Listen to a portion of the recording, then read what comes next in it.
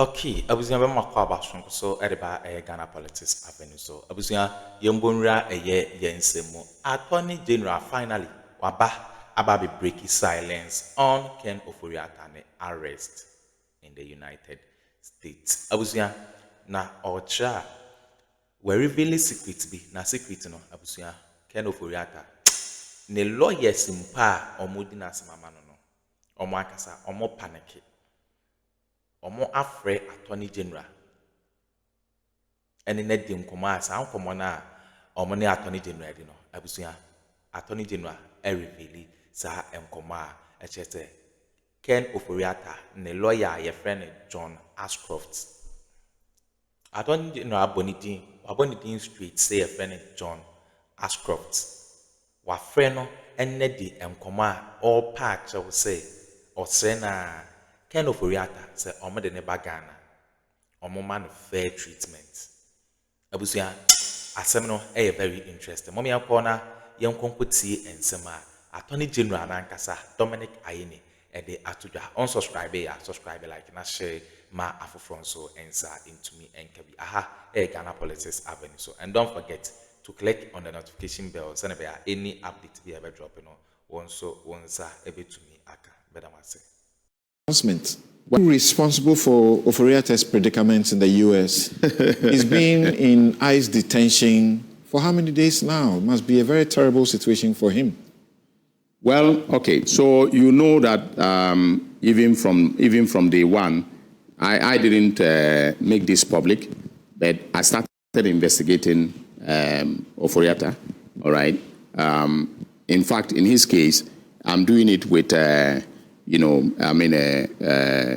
some foreign investigators that are tracking, all the offshore dealings and so on, all right? And then, of course, we are also doing our own investigations here.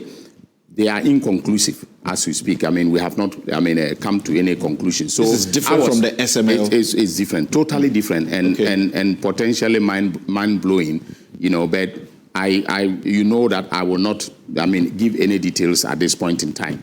So I started working with the Americans in respect of Ofori-Atta long before OSP, came up with their announcement. Yeah, I started working with them, and I want Ghanaians to know that he just didn't overstay his visa.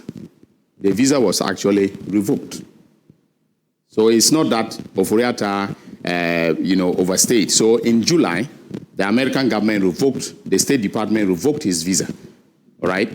And they gave him up to November 29th of 2024 to leave the United States, okay? He did not. And then that is how come that they, decided they were going to now pursue him, and arrest him. Actually, the arrest was supposed to occur on January 4th, and they did not do so, but on Tuesday, January 6th, they, apprehended him, in the Virginia area and took him into custody. You're saying this is not exactly about immigration? Yes, it's not exactly about immigration. His visa is not actually, his visa is not expired. It expires in February. It was revoked. The visa was revoked. I am telling you this on authority, all right? The last meeting that I had with the American authorities was just 3 days ago.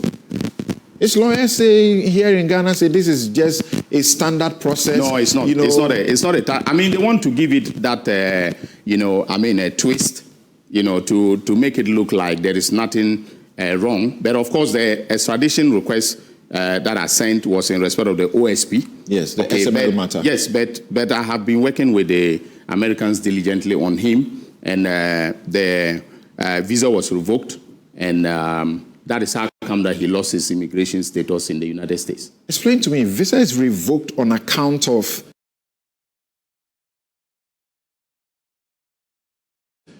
you investigating him? Something I wouldn't want to give any details because we speak with in confidence with the Americans, but this is something that I can publicly confirm that a visa was revoked.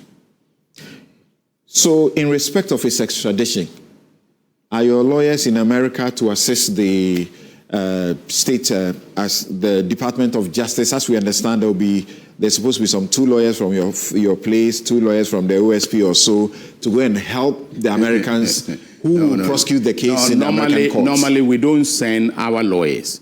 We don't send our lawyers. We are represented because we make the request to the American authorities. So just like here, when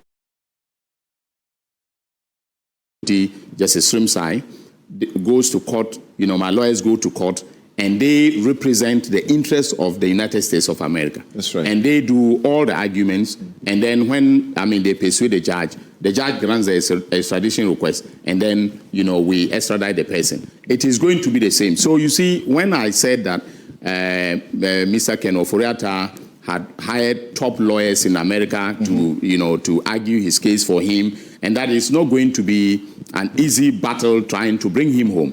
People thought that I was going to the United States to face his lawyers there, and I was afraid. I'm not afraid. Paul Adomochiri did a show here where he said a Stanford lawyer, and you are afraid of lawyers in America. I'm not afraid of them. He's not the only one who was unhappy. No, but nobody ought to be unhappy because John Ashcroft, the former Attorney General of the United States of America, all right, called me and said he was the one representing, Ken Ofori-Atta in the matter.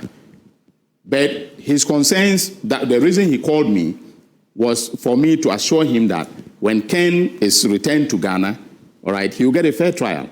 And I assured him of the fact that under this government, and in accordance with Article 19 of the Constitution, his right to a fair trial is guaranteed. No one is going to, Ken Ofori-Atta is not he's not the person that will come here and we're going to treat him very shabbily and so on and so forth. He will be accorded due process of law. His fair trial rights will be guaranteed and so on. So I talked with John Ashcroft, but at the time, I could not, including the lawyer, the lawyer who granted the interview. That's right. So there were 3 of them, 3 lawyers who spoke to me via, a Zoom on that day when they were expressing concerns. Okay. So at that point in time, it was confidential. I could not mention John Ashcroft as his lawyer. All right. But I was simply saying that when you take the fact that he has these top lawyers coming to court in America to defend him, it is not going to be a day's work to bring him home. That's because he will appear before in this current matter. He will appear before an immigration judge. All right. On January 20th, he's appearing before an immigration judge. Right. He has a right to appeal that decision to a district court. Right. From the district court, he can go to a circuit court of appeals. Yeah. Then from there to the United States, Supreme Court. That is potentially the legal pathway to, the determination as to whether or not he should be taken from America. Right. If he doesn't self-deport, this is what is going to happen. In the extradition case, again, a district court will hear the proceedings and make a determination as to whether to extradite him.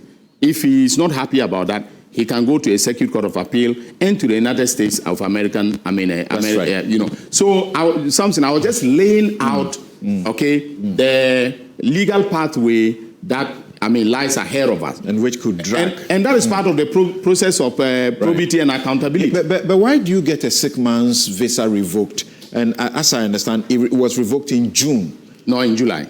In June or July? July, I think. Rather? Yeah, it was July. Well, he's sick. He's not well. That's what we are told. He needs to recuperate from treatment. Do you recuperate only in America? You can recuperate here. There are people here with prostate cancer who are treating themselves. We have overdone our time. Yeah, okay, thank you. We have overdone our time. Yes. But quick one. The CRC reports, yes. Kwesi H. Prempeh's report. Yeah. You are not issuing a white paper? No, we are working. No, we will not issue a white paper on that, but we will make known the government's position on the various recommendations. You will be against MPs not being ministers? Because it's a busy place. You wish you were not MP so you can take care of the office. Look, left to me, my personal opinion, I think a strict separation is a good thing. That is not to say that the hybrid system doesn't have its own benefits. All right. So we'll also, talk to the MPs, okay? And of course, people have forgotten that it is the MPs who must pass the law to disable themselves from becoming ministers. That's right. So definitely it's going to be something that we'll have to deal with.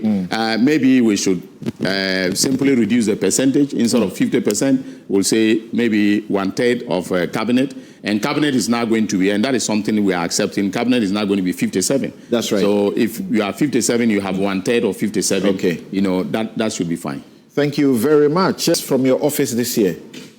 Well, you should expect a lot of work, a lot of output, you know, and recoveries of funds into the public kitty.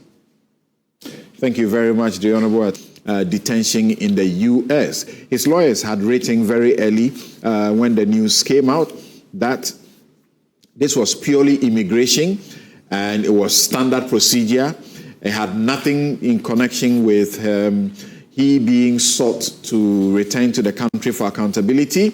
But you've heard from the Attorney General, your lawyer, the state's lawyer, that is absolutely incorrect. Actually, he had also been investigating him on a number of issues, which is, he says, are even bigger than what the OSP is doing for a long while, and had been in interactions with authorities in the United States about Ken Ofori-Atta, and his visa got revoked in July of 2024, and he was given up to November of that year to leave the country, and he couldn't. And then this is where we are. Now,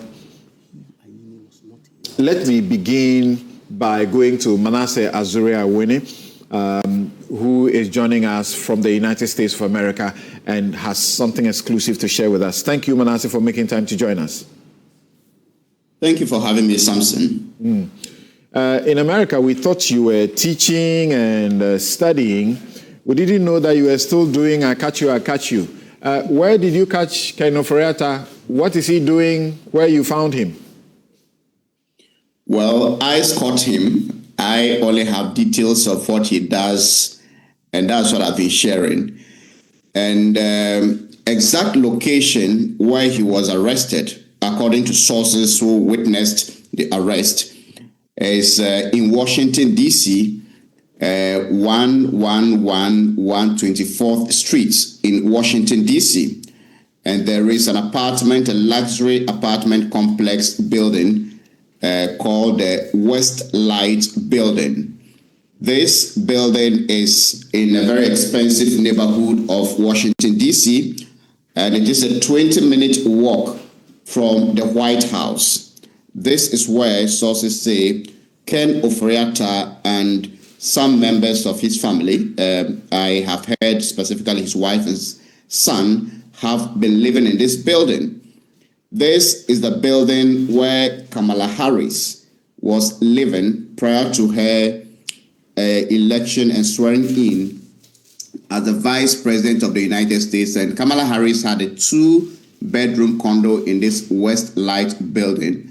And when she moved in April 2025, this building was listed on the market and sold for almost $2 million. This is just a 2-bedroom apartment in this building where Ken Ofori-Atta lives. And it was sold for almost $2 million, to be specific, $1.85 million. So this shows that it's a apartment in this luxurious neighborhood. And the information is that on Tuesday morning at about 11 a.m., Ken Ofori-Atta was moving out of this building. And as soon as he stepped outside of this building, the agents of ICE surrounded him, got him into a car, and drove him away to this detention center, the Caroline Detention Center in Virginia, which is about 89 miles from the exact location where he was arrested. And they say that this was like a targeted operation. Sometimes ICE officials or agents raid places and arrest or conduct mass arrest. But everything I'm hearing from sources that were present when Ken was picked up shows that it was a targeted operation. They appear to have come to lay ambush, and as soon as he emerged, they surrounded him, got him into the vehicle, and then drove him away about an hour and a half drive to where he's currently being detained. You heard what the Attorney General had to say about this arrest and detention? Is it the reason given? Yes. About the revocation of the visa? Yes. And the fact that the Attorney General had been investigating him on a completely different issue, not the story that you did, that you and your colleagues did, that the OSP has been investigating and leading to the extradition request. But a lot has been going on the part of the Attorney General in respect of Ken Ofori-Atta, and this arrest and detention, he says, should not be associated with immigration. Well, I think it is true that he may have been arrested by the authorities for something may have triggered it, but what we are hearing now, it has more to do with the immigration. The Attorney General, if I heard him said, his visa was revoked and he was given up to about 29th of November to leave the United States.